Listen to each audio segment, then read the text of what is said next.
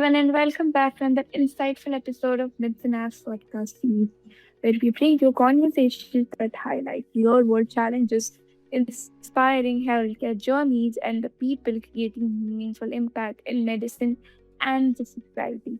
And today's topic is both deeply emotional and extremely important, from rescue to reunion, the journey of mental health rehabilitation in India. Across our country, many individuals living with severe mental illness are found wandering without identity, shelter, or access to care. But behind many of these stories are dedicated teams working tirelessly to rescue, rehabilitate, and reunite them with their families.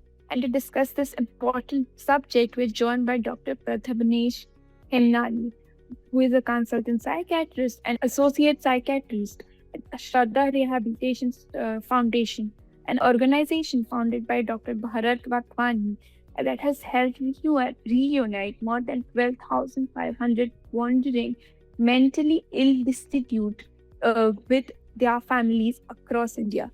Doctor also runs a private psychiatry practice in Ulhasnagar and Kalyan with a strong focus on evidence-based and patient-centered psychiatric care. Doctor, thank you so much for joining us, and it's a pleasure to have you alongside us for this discussion today. Likewise, you. So, doctor, to begin with, could you help us understand what the term wandering mentally ill destitutes really mean in Indian context, and how significant this issue is today? Uh, yeah. See, wandering mentally ill, uh, destitute, basically is a person suffering from severe mental illness, uh, either before he went on in roads or after that. It's a bi-directional flow. Because of the mental illness, they were not able to gather their identity. They were not able to speak to people about themselves. And for example, a person from Bihar uh, went on to a train which was headed in any southern part of India and landed up there. Because of the language barrier, the cultural barrier, uh, he or she ended up with a mental illness, or maybe they had a mental illness prior to getting wandered out of the house.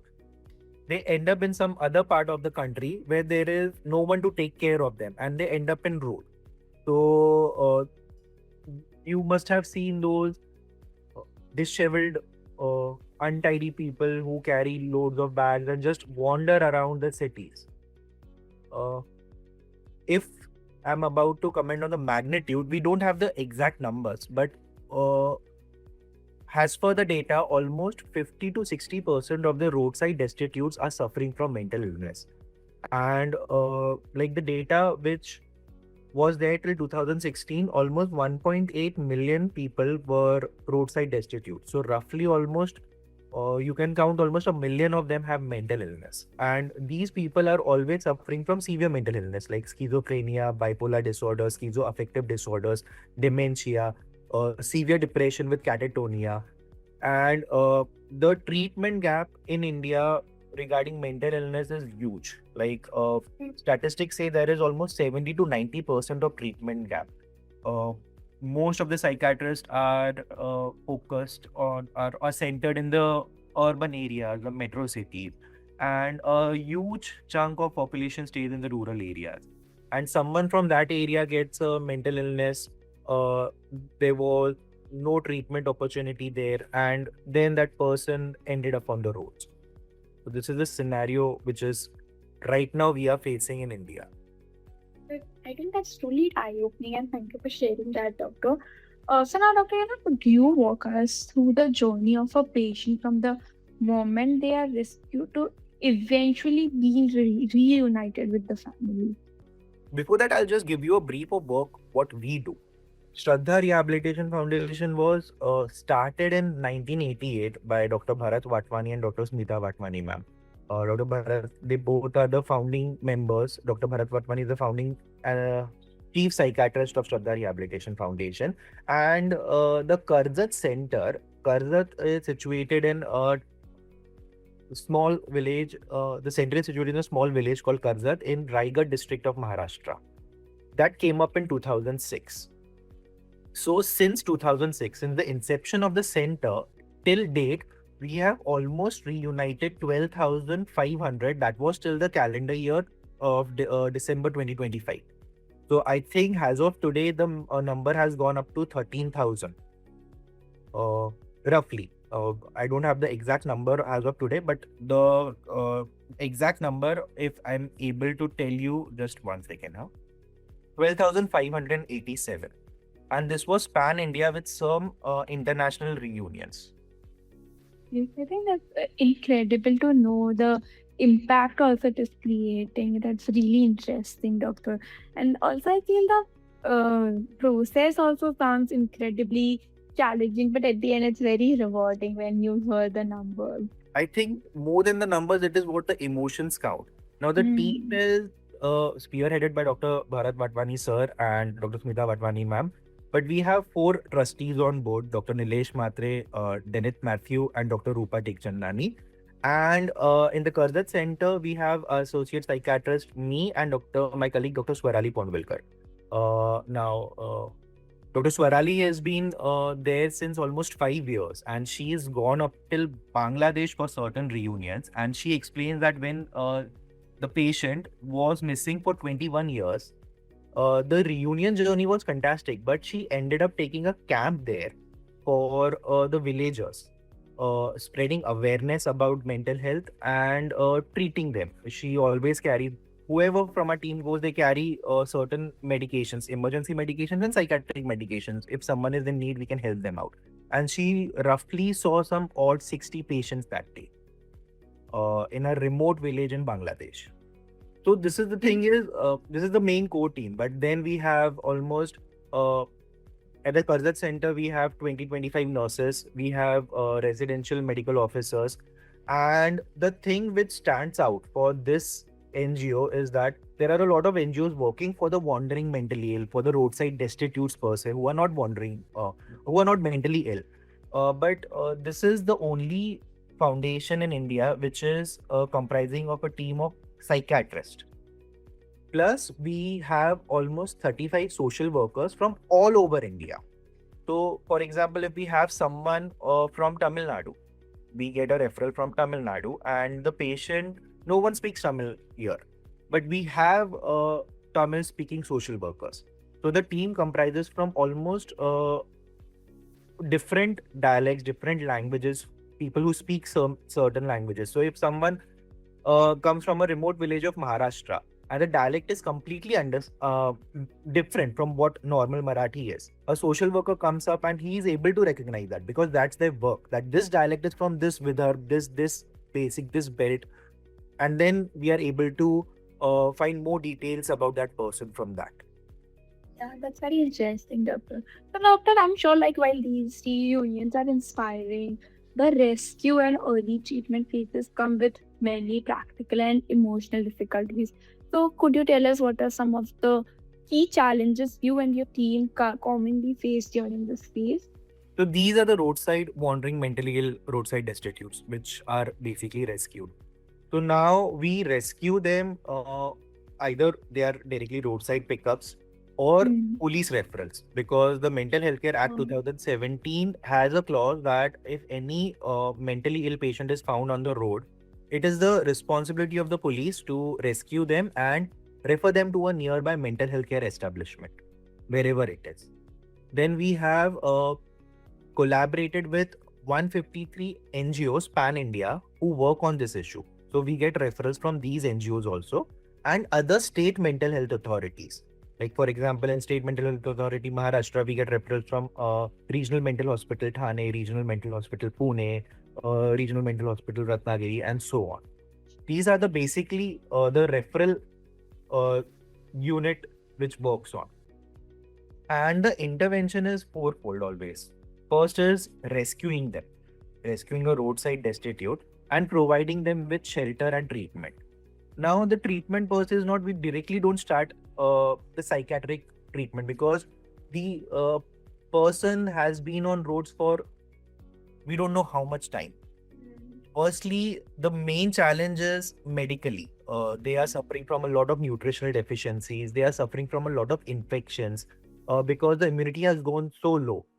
Uh, we have a dedicated team there which caters to this. And then we gradually start the psychiatric treatment. Once the patient is better, the person develops rapport with the people there staying there, and they start gradually giving details of from which part of India they hail from, which is the nearest police station, which is the nearest railway station, and then a team of social workers get involved. Then we take the patient along with a social worker to the village, whatever village, wherever it is, from northeast till Kanyakumari, wherever it is. Uh, the main aim of taking the patient there is because we don't contact the family first. The message is clear. If a person who was mentally ill has been treated and is seen by the villagers and the family, the message clearly goes that mental illness is treatable. So that is the main aim. And then the social workers, the team, whoever goes with the patient, they spread awareness campaigns there. So this is the main approach which we follow. Yeah, I think that's very interesting to know the approach also, doctor.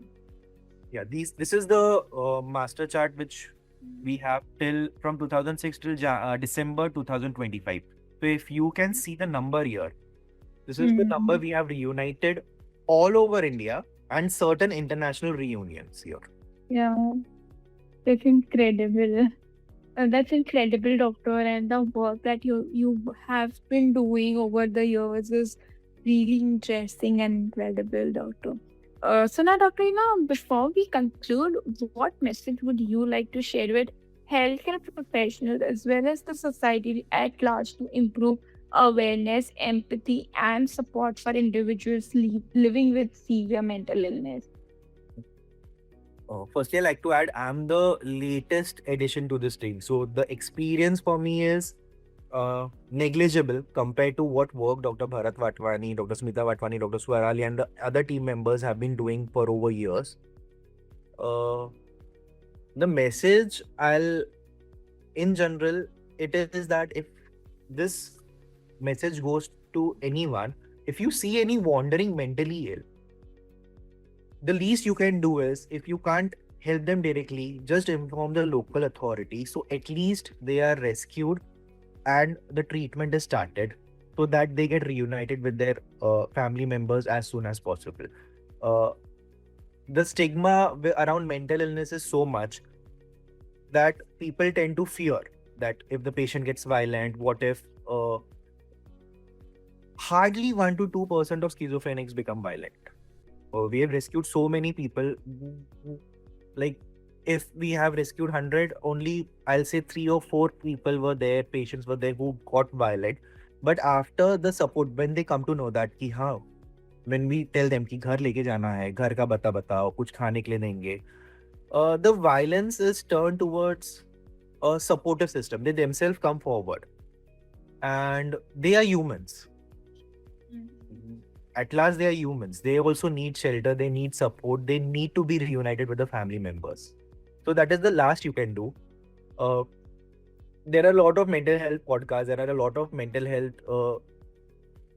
talks, but I think the topic of wandering mentally ill is a topic which hasn't been addressed much on the social media platforms.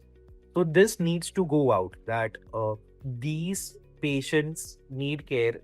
There are a proportion of people who are living off streets, who are suffering from mental illness, and it was not because of their will. They did not go on roads, they did not end up in the roads because they wanted to. It was because of a mental illness which landed them being a roadside destitute. And I think that's really something that everybody as individuals can at least do for them and help them towards it. And that's Even if how this message a reaches change to will someone, happen. and if someone has contacted the authorities, Yes. if they can contact us, they can contact any nearby NGOs who are working, or the police. And if the person gets rescued, it is a lot. Correct. Like for me, for the team, for everyone. At least the first line of help is really necessary for them. Definitely, yes. Yeah. Thank you so much, Doctor, for sharing, such valuable insights and experiences with us today. And this conversation has been actually incredibly meaningful and severe as a reminder that mental health care is not only about treatment, but also about compassionate rehabilitation and human connection. So thank you so much for sharing that. And thank you to everyone watching and listening. We hope this episode encourages greater awareness and empathy towards mental health and psychiatric rehabilitation in India. And remember, if you're a healthcare professional who's eager to delve deeper into medical topics or have questions, do not hesitate to join us on the MedSynapse platform.